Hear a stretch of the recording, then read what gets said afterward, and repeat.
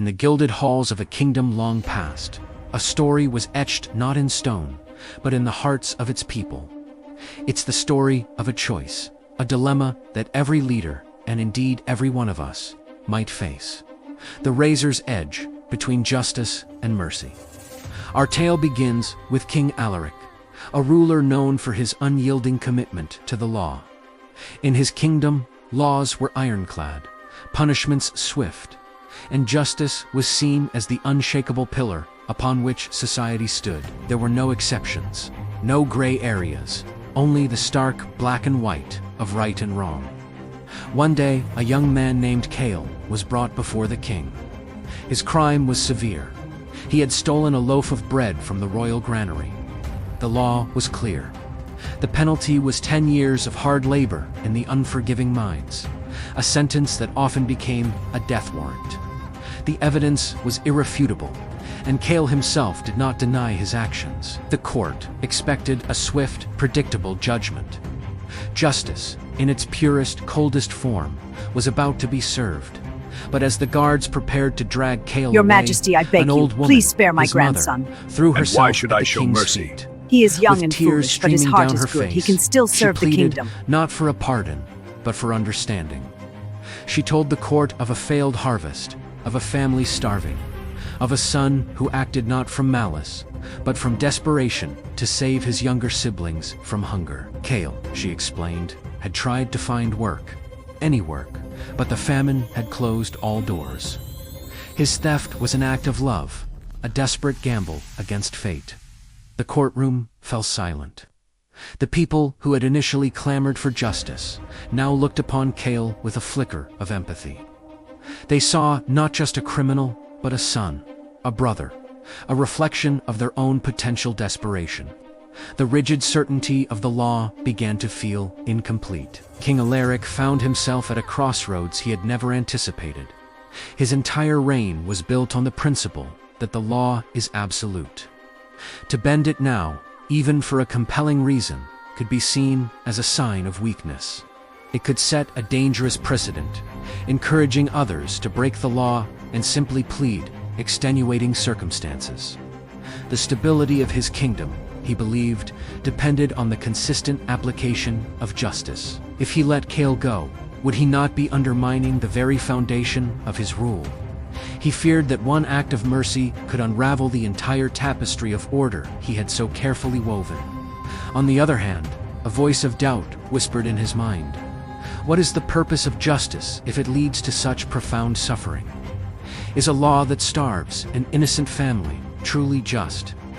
He looked at Cale, gaunt and fearful, and at his weeping mother. To send this young man to the mines felt less like justice and more like cruelty. For the first time, Alaric questioned the very nature of the laws he so staunchly upheld. Was he a king of laws or a king of people? This dilemma paralyzed him.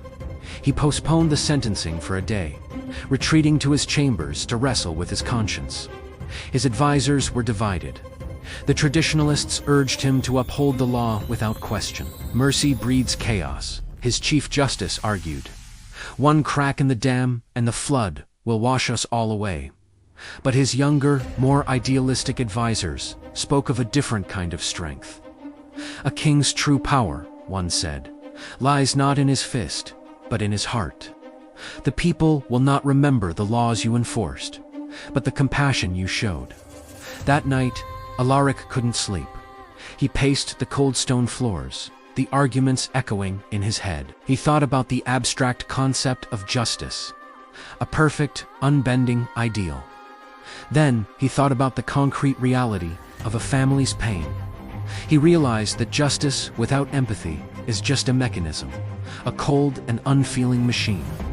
It might maintain order, but it could never inspire loyalty or love. A kingdom ruled by fear is a kingdom built on sand. The next morning, the court reconvened, the air thick with anticipation. King Alaric took his throne, his face etched with the weight of his decision. He looked not at his advisors, but at the crowd, at Cale, and at his mother. The law states that for the crime of theft, the penalty is 10 years in the mines. The king began, his voice resonating through the silent hall. The law is the bedrock of our kingdom, and it will not be broken. A collective sigh of disappointment rippled through the crowd. Cale's mother collapsed in a fresh wave of tears.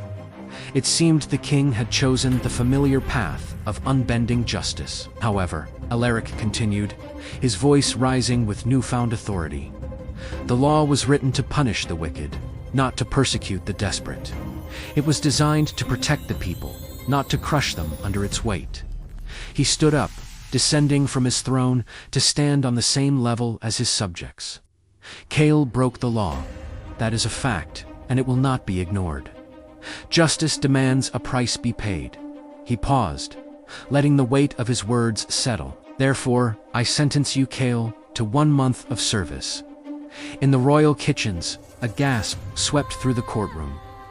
You will learn the baker's trade, the king declared, and you will work to ensure that the royal surplus of grain is distributed to those families most affected by the famine. Starting with your own. Your debt to the kingdom will be paid not with your suffering, but with your service. He then turned to his stunned advisors. And I decree that a new law be written, a law that creates a royal almoner, an office dedicated to providing aid for the poor and hungry. Let it be known that in this kingdom, no one shall starve while there is bread to be shared. Our justice will be tempered with mercy. Our laws will serve our people. The consequences of this decision were immediate and profound. The people erupted in cheers. They didn't see a weak king who bent the rules. They saw a wise and compassionate leader who understood their struggles. The story of Cale's sentence spread like wildfire, not as a tale of a lucky criminal, but as a symbol of the king's humanity. Loyalty to Alaric's sword. The kingdom wasn't weakened. It was strengthened, unified by a shared sense of fairness and community. In the years that followed, Alaric's reign became known as a golden age. The royal almoner's office became a cornerstone of the kingdom's stability, preventing the kind of desperation that had led Cale to crime. The king learned that true justice isn't a rigid, unchangeable formula. It's a dynamic balance, a careful dance between order and empathy, between the letter of the law and the spirit of humanity. His choice taught a powerful lesson that echoes through time. Mercy is not the opposite of justice.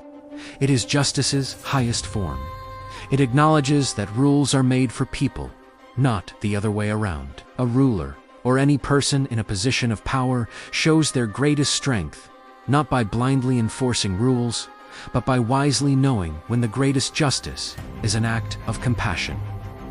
King Alaric chose to be a king of people, and in doing so, he secured a legacy far more enduring than any law carved in stone. He created a kingdom built not on fear, but on a foundation of trust, loyalty, and shared humanity. A kingdom where justice and mercy walked hand in hand. Thank you so much for watching.